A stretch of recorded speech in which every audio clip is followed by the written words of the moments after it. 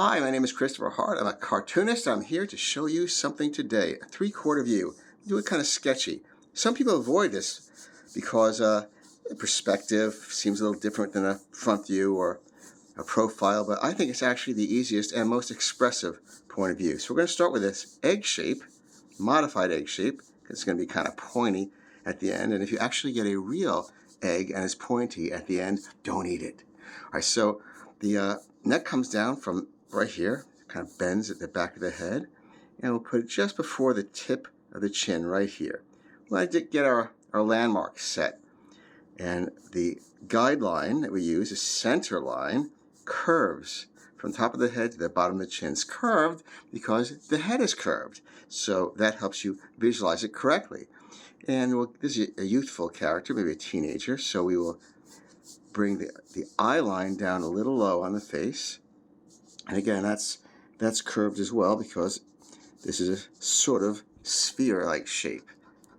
Some people do it straight. It doesn't really give you the guidance you need. All right, so we're right here at the starting place. So let's start with the bridge of the nose just to get our bearings. It's kind of like a landmark. A little upturned nose here would look kind of nice, like this.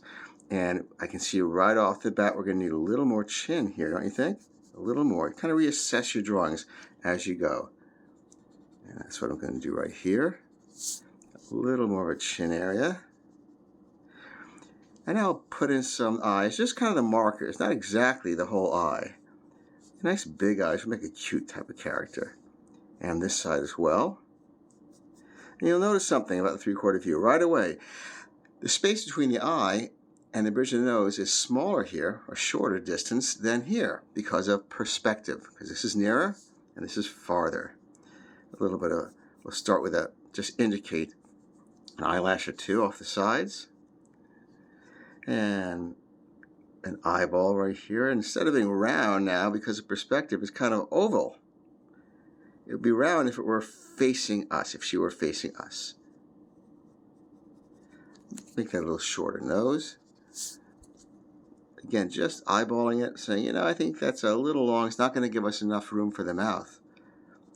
And for the mouth, usually, you start just with a quick line for where the lips meet. And then you put lips in. It seems to work better. You can work any way you like, but you might want to try this one. Now, over on the side here is important. Some people just leave it straight like that. And in some retro characters, it's nice looking. But generally, you curve in here, out here, and slightly out in here again. Because anatomically, this is the skull. And this is called the orbit of the eye. And when you turn the character, you see that it's kind of convex. Let's have some big eyebrows. By big, I mean long and bold. That really helps the eyes become more expressive. Now this here is now, it started off being right because it's the shape of the whole head, but it's no longer this whole head because the jaw has to come in to the ear, and that's too big. That's how it happens on just about every time you start with a head shape.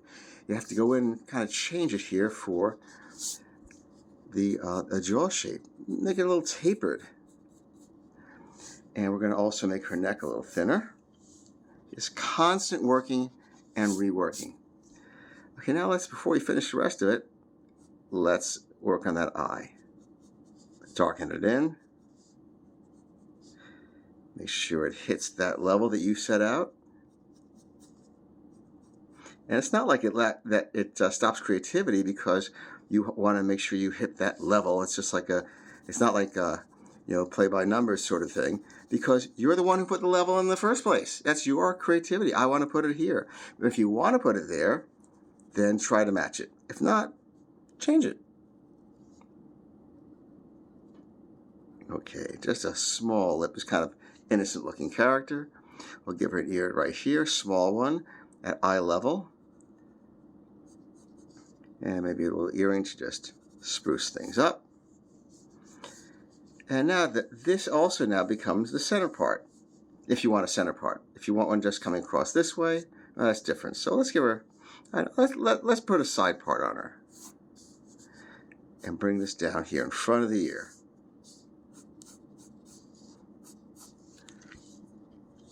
And we can also give her a little more slender chin. I can see that. Yeah, these are just small changes. But in my experience, small changes sometimes are the most powerful. The audience doesn't know, the viewer doesn't know why they like it more that way, but they would just say, yeah, I like that version more. You'll know. And bump up the hair out after the part, and bump it up over the head shape. Hair adds mass. It adds fullness. It doesn't just sit flat on the head. And really flop it over like that. And now we'll just darken it a bit. Just really sketchy thing. Nothing with shading or anything particular. Although you can do that, but for this demo, we'll just go this way. And I'll make sure that I finish this up. Give a tiny, tiny little upturned smile at the end. Yeah, that changes the expression, and in a nice way. Well, I think we brought it to the end for this gal. Thank you for watching with me. I hope that was helpful. Remember, curve in here, curve out here, keys to a 3/4 view. Okay? Thanks. See you next time. Bye-bye.